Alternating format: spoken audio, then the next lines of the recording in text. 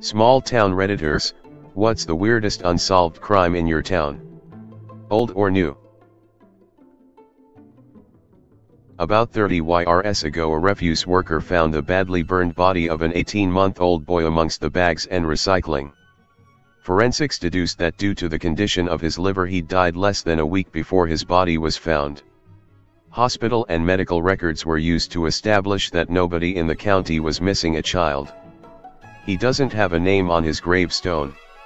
Edit, it was in Cumbria, England. The police likely didn't retain a DNA sample, or we might have heard something about familial DNA by now. The local police aren't very good. Look up the case of Poppy Worthington as an example. Most local people assume he died of SIDS, then his parents panicked and tried to conceal his body. Whoever did it must have had an element of local knowledge in order to know where to put the corpse. 1973, my 4th grade buddy, Guy Heckle, disappeared during a Boy Scout camping trip.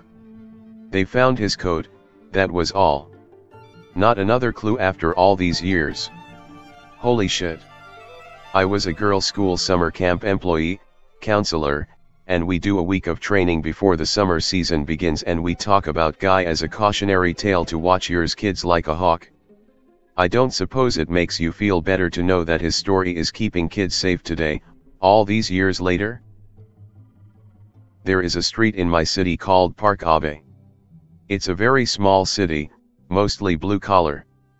In 2005, a newborn baby boy was found dead near a factory on Park Abe. Doctors could tell he was born alive and likely lived for a few hours before he died. I don't know if he was abandoned, left to die, or killed in some way. That info was never released. Police made a statement saying, "Please come forward, we want to help you bury this child properly." The mother sent an anonymous letter to the police station 2 weeks later, and said she would come to the station soon.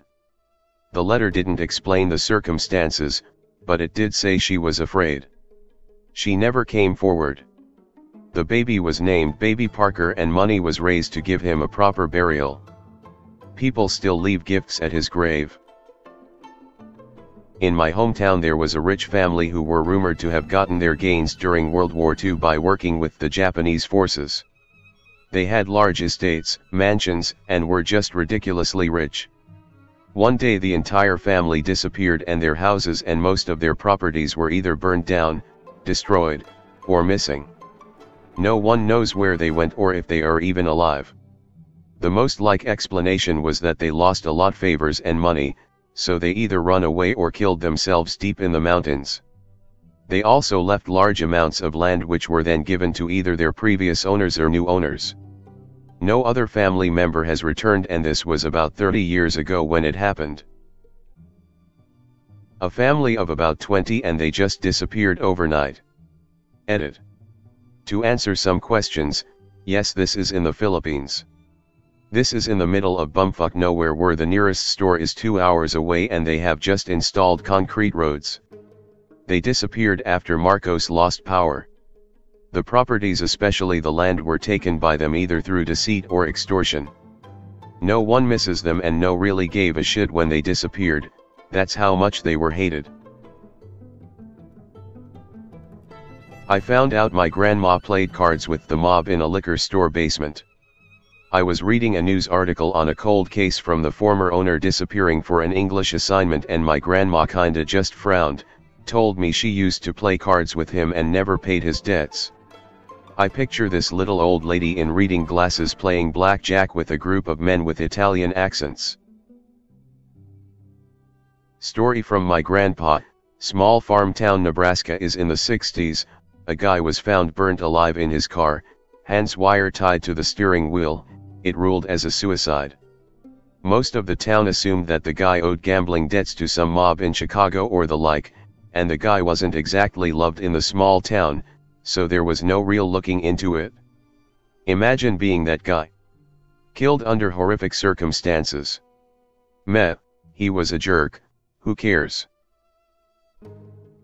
Back in 2001, a friend of my friend had been secretly chatting online with a guy from Canada. They had made plans to meet up in Windsor or Detroit. A few days later, her body was found dumped in the woods. After doing some digging, police got a hold of the Canadian guy.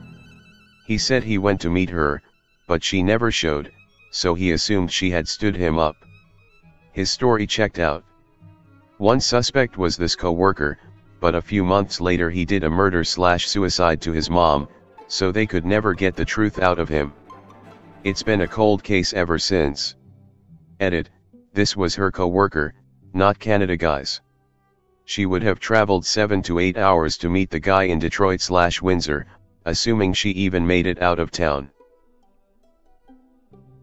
When I was a teenager, there was a spate of rude graffiti in my quiet, boring town of under 30,000 people. It was all obviously being done by the same person, as all the penises were drawn in a very unique style and they were all signed Frisbee, with the Z's written in a distinctive way. There didn't seem to be any pattern of where they would strike either. Every week or so, a new one would appear, on the wall outside the social club, in the highway underpass, inside the fish and chip shop toilet, etc. It got to a point where kids at school would keep track of where the latest Frisbee had appeared, and it would be all anyone could talk about. In a way, they were the proto-Banksy. Everyone wanted to know their true identity, including the police. Since our town had practically no crime other than the odd stolen bicycle, the cops had the time and resources to come down hard on this one.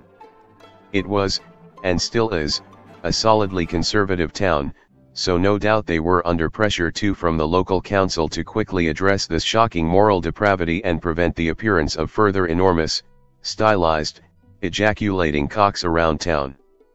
They went around the schools, including the elementary/primaries, and interviewed bunches of kids looking for any clues that might lead them to the mysterious Frisbee. Supposedly, they checked the school registration books and paid particular attention to any kid who had a name that might reasonably lead to a nickname of Frisbee. And we all swore that we saw more police cars driving around than usual that summer, looking to catch the mystery artist in the act. As far as I know, they never did get him or her. The graffiti just stopped appearing as suddenly as it started. Nor did we kids ever find out who it was. There were tons of theories, of course, with a lot of suspicion falling on a kid called Charlie in the year above me because apparently, he liked to doodle dicks and balls on his notebooks. However, he was subsequently cleared by some girl called Debbie who sat next to him in French, and she sneaked a peek at his doodles one day and she reported that the vein structure running down Charlie's shaft was intrinsically different from that of Frisbee's and therefore not a match. TLDR, someone went around town drawing massive school-ongs. Police spared no expense trying to catch the perpetrator but never did. A girl in my town went missing and the cops just did nothing and refused to make an arrest despite the evidence. She had a shaky and very abusive relationship with her boyfriend. One night after they broke up again, he and his friend stopped by her and her parents' house, saying he wanted to talk to her in his car. She agreed and the three of them left. She hadn't been seen since, but her ex and his friend have been seen in town acting like nothing happened. Their parents reported her missing and stated that their daughter's ex and his friend were last seen with her. The police didn't make an arrest and didn't investigate. It's been many years. I can't tell how long, I estimate about 4 years or more. Rumors spread like they always do. Rumors of her being sold as a sex slave. Rumors of her being murdered and either being buried somewhere or fed to pigs. No one knows what really happened. Except the ex and his friend. This year the friend was found dead with a gunshot to the head. The bullet went straight through. If I remember correctly, it was ruled as a murder, but the rumor of suicide has been going around. Some say that the ex shot the friend because the friend was gonna snitch due to guilt. I think the ex is arrested now for the murder of his friend, but I could be wrong. There is a $2,000 reward for anyone who finds the missing girl. The family just wants closure. I remember seeing the father's truck covered in his daughter's picture trying to get the word out there. Cindy Tigg Rivera, if you are reading this, your parents haven't given up. I still see your signs plastered all over town. They miss you so much. My family is from the small town where a prominent cult founder was born, a town of about 1,000. Back 25 to 30 years ago, my uncle was on city council when the cult came to town and offered boatloads of money to build a shrine and improve infrastructure. They didn't have the bad reputation at that point quite yet that they do now. The majority of city council was drooling over the cash, but my uncle 12 angry men at the situation, seeing the writing on the wall that this was a step off a cliff to becoming overrun. One of the people he never convinced was the sheriff, but he still got his numbers. Unfortunately, he would receive harassing phone calls every night and would frequently have cars parked outside his house at odd hours.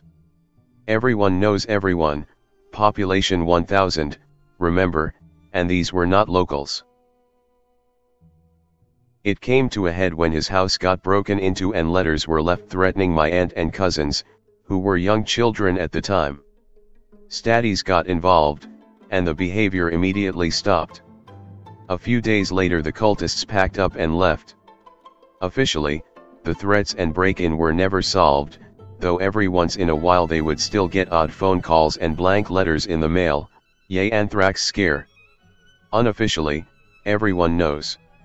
A few years later my uncle and family moved out into the country, and all the harassment stopped.